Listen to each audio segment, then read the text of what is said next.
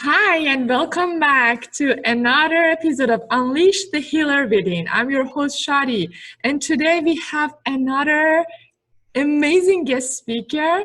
His name is Anthony Profeta. He is an internationally known former medical student turned meditation and mindfulness teacher and singing bowl specialist whose knowledge stems from over 2 decades of study and practice in Montessori's and Meditation Center of the US, Nepal, and India. Welcome to the show, Anthony. Thank you so much. It's an honor to be here. I'm excited to be here with you and all of your listeners and viewers today. Thank you. I know how busy you are, and putting this time aside to be part of this summit, that's so appreciable. Oh, it's an honor for me. Thank you. Awesome. So today, I love the topic that we are talking today. It's about meditation. So what is meditation, Anthony? Can you explain it Ah, to the audience?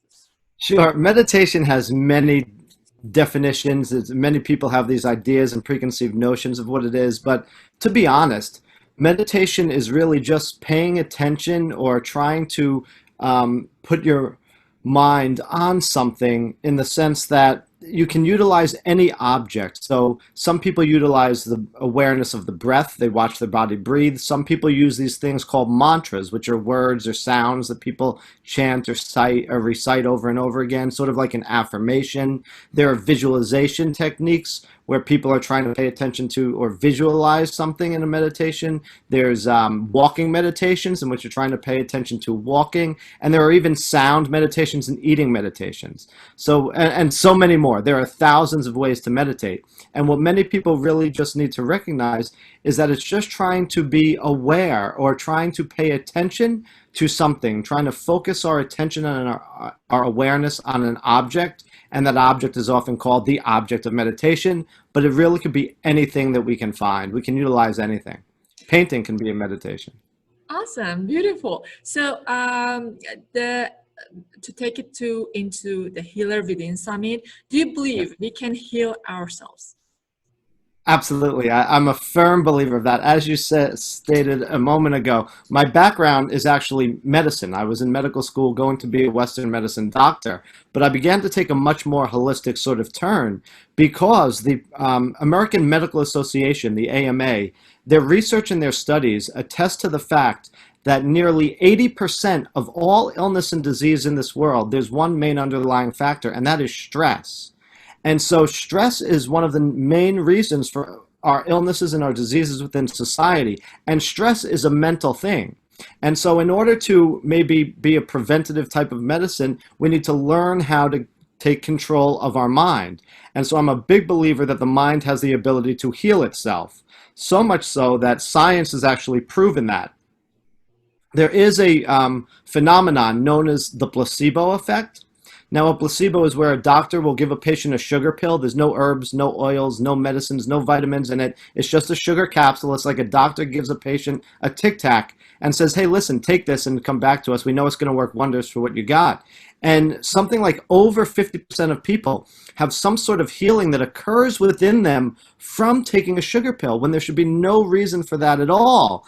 And the only way doctors and scientists could grasp their heads around it is they say, well, it's mind over matter. It's the power of the person's mind to actually create an effect. So I totally believe there's a healer within us. I totally believe we are our own healers. And I totally believe that through mental discipline and training, which my mindfulness and meditation practices do, we have a profound ability to be able to heal ourselves. That's powerful. So how can meditation help us in healing ourselves? Well, what it does is it's a I describe meditation, and as I said a moment ago, meditation has a lot of definitions. People describe it in many ways. But I define meditation as a mind training tool. It helps us to train our mind, train our awareness, train our consciousness.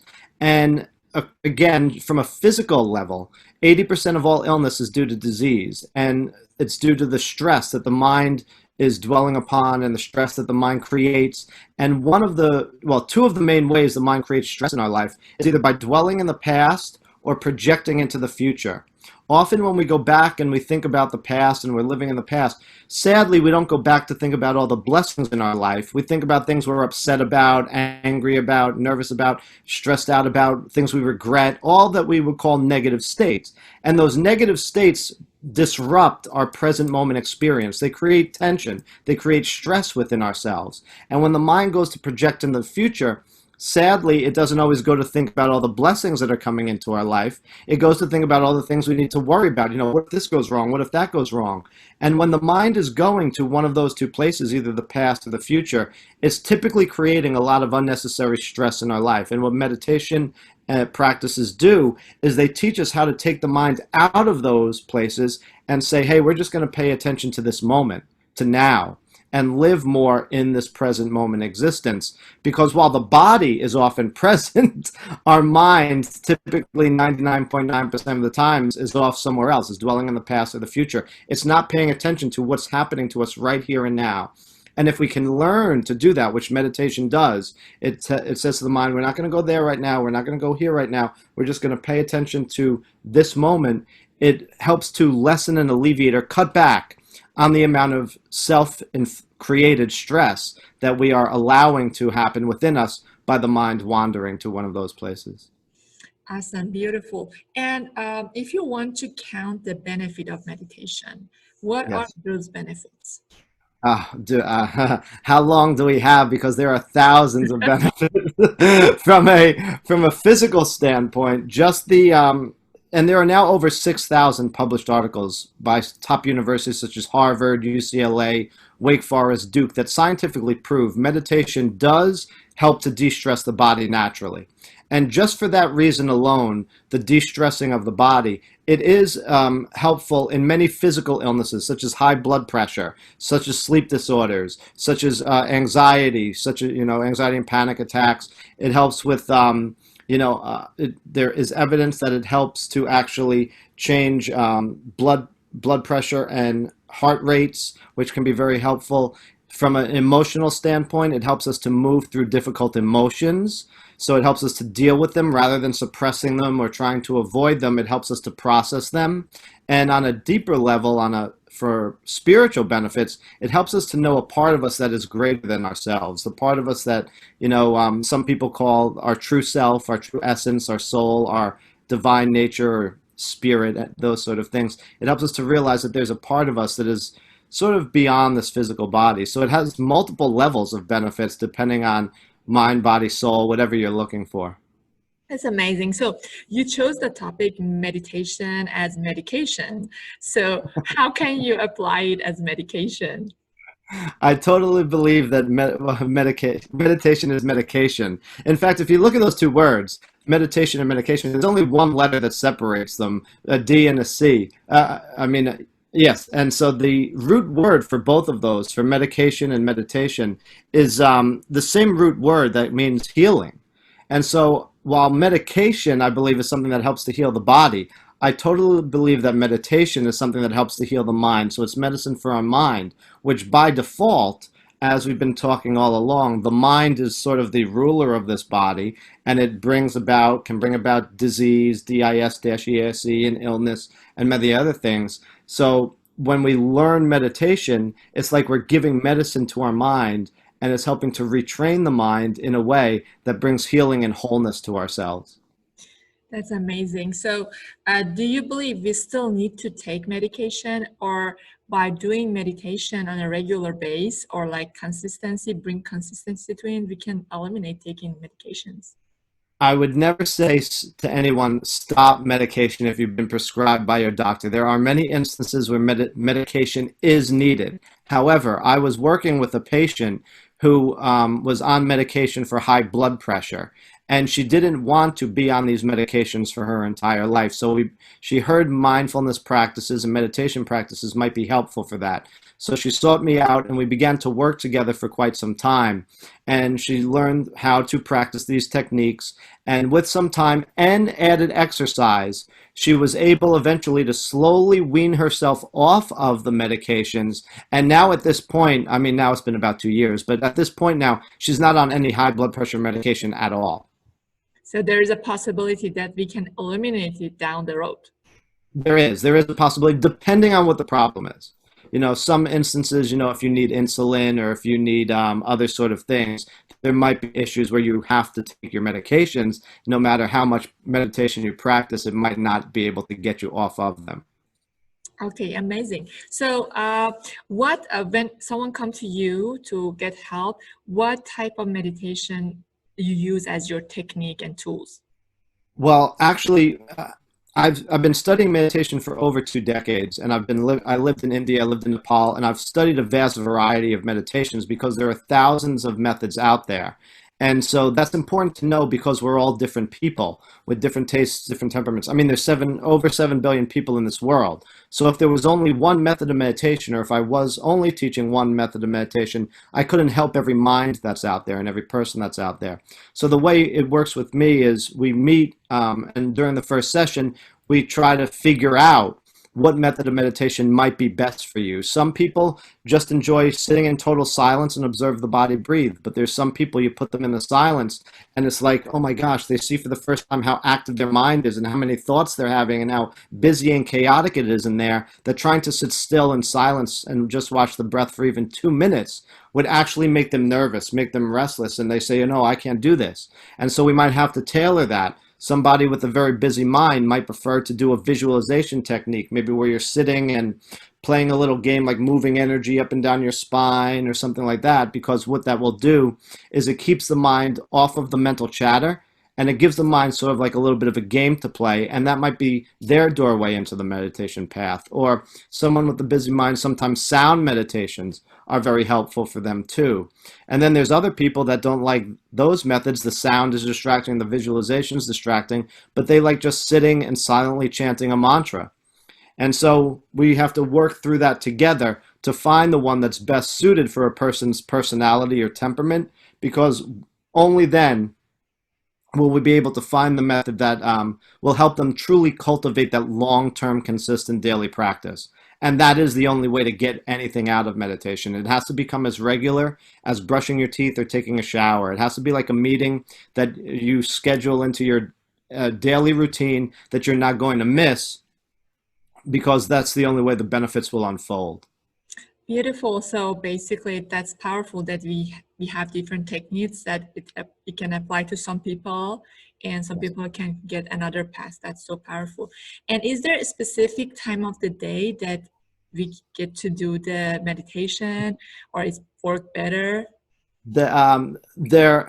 There are, some say, now there is some philosophies and traditions that say you should get up very early in the morning. And when I mean very early in the morning, I mean like before sunrise, like 4 o'clock in the morning, because that's when the mind is the stillest and the freshest. In fact, when I was living in some monasteries in India, they would wake us up prior to 4 o'clock in the morning with a gong so that we can be in the meditation hall and start meditating at that time. However, I always recommend to people to try different times of day and see what's best for them. A lot of people do like to do it when they first get up in the morning, especially if they had a good night's sleep, because the mind is very refreshed. It hasn't gone about its day. So for them to get up and just go and sit, or just sit in a bed and try to meditate, is very, very easy for them at that time. Then there's others who, they like to do it maybe right before they go to bed, because it's a way for them to sort of slow down the mind, slow down the body, and it helps them get a better good night's sleep. And then there are other people who like to do it in the middle of the day, because sometimes it gives them a little boost of energy. And so get over sort of that midday hump. And so I recommend to people to try and experiment with times yourself. Ideally, I believe that it's best to start and end our day with meditation. So if you could get up in the morning and start your day that way, and then before you go to bed, start another meditation session, I believe that is like the perfect routine to have. But of course, it starts slow. Don't force yourself to do that. Our meditations shouldn't be a forced practice. It shouldn't be something we're like struggling to do or forcing ourselves to do. It shouldn't be another thing we've just added to a to-do list of things. It should be something that we enjoy doing, and we should come to it with a sense of playfulness, a sense of exploration. And it's really a way for us to come and sort of be with ourselves and befriend ourselves. So it should be something that's fun to do. So I always recommend also to start slow. So you don't need to start with morning and nights right now. If you're new to meditation, just pick a time and start for a couple of minutes a day. Okay, so the duration matters, or like it can be 1 minute or 10 minutes, or how long does it matter? Ideally, they say that you want to meditate between like 20 to 30 minutes a day, twice a day if you could, which would mean about an hour's time. However, I'm of the perspective that it's consistency that's more important. And so let's say you have a very busy day, then I believe if you can just sit down for a minute or two just to keep your practice going every single day, that's better. So ideally, they would say you want to meditate for about 20 to 30 minutes a day, but if you can just get in 2 minutes or 5 minutes or a minute or anything, I'm a firm believer that that's going to help you in the long run. And don't beat yourself up if you do miss a day here or there. Don't get upset with yourself. Don't get frustrated. It happens to us all. Life gets busy. We get tired. Something happens that we forget to meditate one day. But just know that when you wake up the next day, you have the ability to start again. It's a new day. Beautiful. Can you share with us or demonstrate something for the audiences that they can have a tool to leave this conversation? Absolutely. I'll do what I can share a little practice that is probably foundational in many traditions, whether it's an Eastern tradition or a more Western tradition. There's something known as the breath, which is a very powerful thing to observe and to sort of witness, because the breath is intimately connected to our body and it's intimately connected to our mind. So where the mind goes, the breath goes. Where the breath goes, the mind goes. You know, I'm sure you know if you got on a treadmill and started running and your body starts moving real fast, so does your breath. But in the same way, when our mind is very anxious, the breath is often very, rapid and fast. And when the mind is relaxed and calm, the breath sort of slows down. So they're all intimately connected. And so what we can do is just, take a moment to find ourselves, to sit down in a chair, or if you have a hard time sitting upright, you can lay down for these practices. The only side effect is that, there is a possibility to fall asleep rather than get into a meditative state. The thing about a meditation state is while the body's relaxed, your mind, your consciousness is trying to be alert and attentive to something. And so I invite you just to get into any relaxed position, sit down. You can close your eyes if you like, but you do not have to. And then first you should start with maybe a couple of deep breaths. So you breathe in deeply and then exhale fully, doing that a couple of times just to maybe bring in some good fresh air and oxygenate your body in case you are a little bit drowsy. And then after that, after a couple of good deep breaths, you're just going to allow your breath to settle to whatever its natural or regular rhythm is in this moment. And just allow the breath to be in and out of the nose, unless you're congested or something like that. But let the breath be in and out of the nasal passages. And you're not going to control it or regulate it anymore. But what you're going to do is you're going to try to observe the body doing it on its own. So you're just going to try to be the witness of the inhalation and the exhalation and just try to notice the body breathe. Don't judge it. So if your breath is fast, that's fine. If it's slow, that's fine. It doesn't matter how the breath is. So if you notice that the breath is shallow, don't think, well, maybe I need to take deeper breaths. Nope, that's a judgment. We're leaving that out of it. Just try to observe it however you can. And sometimes it's sort of hard to observe the breath. So what you could do is see where you can feel the breath. And by that, I mean, maybe you notice that air does move in and out of the nose, or you notice that when you breathe, your chest expands and contracts, or your belly expands and contracts. If you notice those sensations, just observe that. You can even gently place a hand on your chest or your belly to feel the movement of breath if you need to connect to it more fully. And then the only agreement you make with yourself is that whenever the mind wanders, and it will wander, it might be 2 seconds or it might be 2 minutes, but whenever the mind wanders away from the breath, don't get upset, don't get frustrated, just gently and lovingly encourage yourself to go back to paying attention to it. So is there any specific reason that it happened through the nose, or? No, actually, to be honest, we are supposed to breathe through our nose, because what happens is breathing through our nose filters the air that we're breathing. That's why we have little hairs and stuff in the nose. It filters out bacteria, it filters out anything that might be in the air before it gets into us. People who breathe through their mouth actually have a tendency to get sick more often because there's nothing to filter it. And so proper breathing is actually through the nose itself. And so that's why we're supposed to be just watching it and observing it in that way. So I have heard this a lot. Even I myself experienced it when I start meditating. My mind will jump everywhere. And I start thinking tons of things that I've never been thinking before that. What Right. should we do with those? What you should do with those is don't get upset. The mind is just doing what it's been conditioned to do. Some people think that meditation is trying to empty the mind of thoughts. It's not. And what you're actually witnessing when you said, you're seeing a bunch of things that you weren't thinking before, you're actually noticing what's going on in the mind. You were probably distracted by what you were doing, but subconsciously all those thoughts are there. The mind thinks whatever it wants to think whenever it wants to think it. And the mind has been created to think. Now, what happens is when all those thoughts happen and the mind is jumping from this thought to that thought and then back to this thought, just let it go to the best of your ability and just try to refocus on the breath again. Always coming back to the object. Whenever those thoughts arise, just come back to the object that you're meditating upon.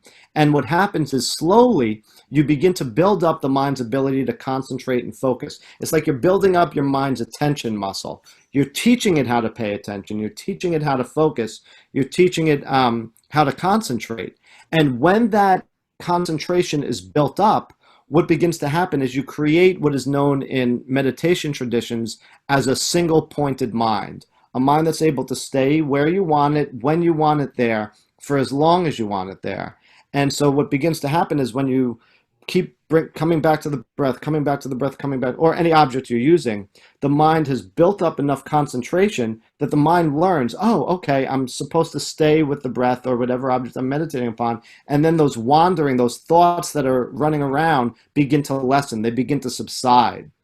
But that takes time. It doesn't happen overnight, because the mind has had many years to go think whatever it wants to think whenever it wants to think it. And so it's going to take a little bit of training to get under control. You can think of it like your body. I mean, some people, they go to the gym, they work out, and it takes years for you to, or months or weeks, whatever, to lose weight or get into the shape you want to get it into. And so it's going to take weeks to months of meditation to start to build up that concentration. But just don't worry, don't get upset by all those thoughts, don't get frustrated. You're seeing clearly into the mind, and when that is all happening, just try to refocus on the breath. That's it.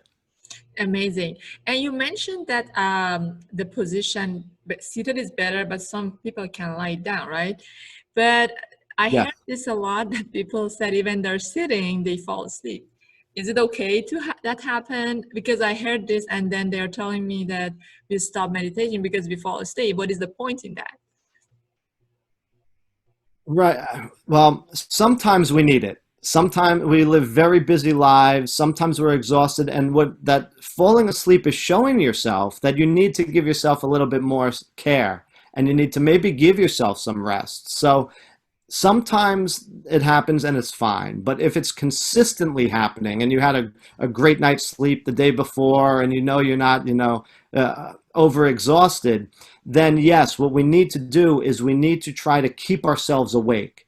Because what's happening is as the body is getting relaxed and as the mind is getting relaxed, the body drifts past the meditation state and into the sleep state. And yes, if you're trying to meditate, that's not really that good, because the meditation state is trying to be alert, aware, and attentive. So while the body is relaxed and calm, your mind is very alert and aware of the object. And so if you notice that you're drowsy, if you notice you get sleepy, then open your eyes or, stretch, do what you need to do, and then start again. Or you could even, they say, imagine yourself being filled with light. And this visualization of bringing light into your body will help energize you and keep you a little bit of more awake.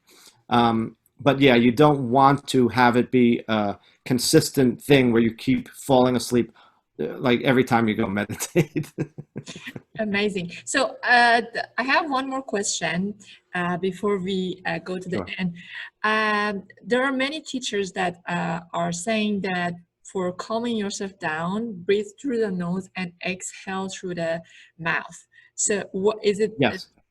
Different technique? Can you explain a little bit about it? Yeah, when they're doing specific breathing exercises, those are something called pranayamas, and there's many different ways to do those sorts of things. And yes, one relaxation breath, in fact, it kicks off what is known as the body's relaxation response, is to breathe in through the nose and then exhale out through the mouth in a longer exhalation than you breathed in, because it's the longer exhalation that actually leads to the relaxation, and the sound of the exhaling air, the ah sound or whatever might be coming out, is also relaxing to the mind. So that's a specific, I guess you could say, exercise in which you're doing, and typically something like that would be called a breath pranayama in terms of yogic tradition. Beautiful. Thank you so much. So I know that you have a free gift for audiences. Can you talk about it a little bit? I do. It goes into a little bit what we're sharing today. It's for people who are maybe need to refresh a practice, start a practice. And what it is 5 useful tips to help you cultivate a long-term, daily, consistent meditation practice. So we go into, some things that we said, like starting slow and, finding the best time and being consistent with that time. So if you find that morning is best for you, then keep meditating in the morning. And what will happen is we'll cultivate a habit. So it's the 5 useful tips that will help you in cultivating a daily consistent meditation practice. Awesome. So the link to that gift is on this page. You can find it under this video. And do you have any final words for audiences that are watching this now? Terrific. What was that? It's kind of a moment. So do you have any final words for the audiences? Oh, thank you. No, the only thing I would share is to just have patience with yourself when you're starting meditation or anything new. Have patience with yourself and have compassion with yourself, and treat yourself gently and kindly when you do these practices. I do believe that they're the best things that we can offer ourselves. That it shows great benefit for the well-being of our body, mind, and soul, and I truly believe that it definitely connects us to that healer within. Amazing. Thank you so much, Anthony. I learned a lot about meditation myself, and I'm sure all the audiences who are watching us learn a lot. The link to your website and everything is on this page. If they want to reach out to you, they can just go to, can you tell them your website? Then it's already in. Sure. Yep, it's just www.anthonyprofeta.com. Amazing. Thank you so much for being part of this summit and sharing your knowledge and wisdom with audiences. Oh, it was an honor for me to be here. Thank you so much. I appreciate it. Thank you. And thank you for watching us. I'm sure you learned a lot about meditation, and you can embark on doing it. And just as Anthony said, be patient with yourself as you start your journey of meditation. And I will see you in our next episode of Unleash the Healer Within. Have a blessing day full of love and light. Bye.